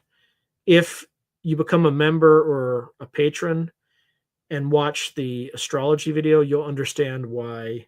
I was already thinking about this, but after that reading, now I'm like, I need to do this, because she told me some shockingly positive things that I'm like, there's no way. There's no, I can't even conceive that happening that way. But if it does, I will be the happiest man alive. So yeah. Anyway, I'll just leave it at that. So anyway, I'm trying to get about 2 months ahead so that I can spend a month not doing interviews and editing videos. for this channel, but building an inventory for that channel. And then after that month's over, then I would go back and try to build out another month of inventory. So I'm just trying to juggle a lot of this stuff. And obviously, I have a full-time day job that, I'm working and stuff like that. So I'm just trying not to burn myself out. But I'm just going to keep going because I would love to do this full time, but I'm just nowhere close to it yet. Yeah, it's just like I'm just throwing as many darts on the board. Yep. Well, there's a whole thing about Saturn and all that stuff in that astrology reading about timing and all that good stuff. Yeah. All right. Anyway, I thank you everyone for generating the second half of comments for this show. I appreciate you very much. I'm glad you all decided to join. In the comments, let's see. So Solite US Expat, could you give us a hint as to one of the new updates that Lynn saw between 2020 and 2040? I'm curious why the update. Did he do another session regarding this time frame? No, he didn't do any session. It's just more has happened since then, and every time he reveals something new. One of the things that he revealed this time is that the healthcare system collapses. So, because I was like, how do we get to 75%? So that's one of the things. All right. One last thing. Again, obviously check to make sure you're still subscribed. And then in the comments, if you have anything you want me to focus on in the next meeting, otherwise I just randomly choose something and then just kind of run with it. But if you have something that you really want to see, not necessarily a guest, because that's a much more of a heavy lift, but if you have a topic that you want me to focus on that's meaty enough to last for so Solite US Expat, lovely. For now, I'm in South Korea. I wonder when the healthcare system collapses in the US between 2020 and 2040. So, yeah. So we'll get into some more of that sort of stuff. What else? Yeah, so in the comments, if you have any ideas, or not even ideas, it's not an idea farm. It's just, is there something you want me to focus on or cover in future radio show episodes? And, if it's meaty enough and interesting enough, I will definitely do it. So Solate US Expat, right? Well, from now on, I get my start on Sundays on the right track.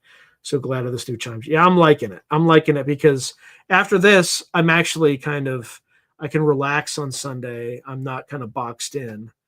I'll have more time to just edit episodes and just get stuff done tomorrow. Or if I want to take the day off, which I never do, I have that option now too. So I love this new time. And I love this new time because there's a lot more people and there's a lot more exposure. So anyway, thank you everyone for joining. I very much look forward to seeing you next week, and have a great rest of your weekend. And no, not these comments, because I'd have to go back and watch it in the comments in YouTube. So time travel, more cryptids, ET human encounters. But anyway, have a great rest of your weekend. God bless, Godspeed, and have a wonderful night. So talk soon.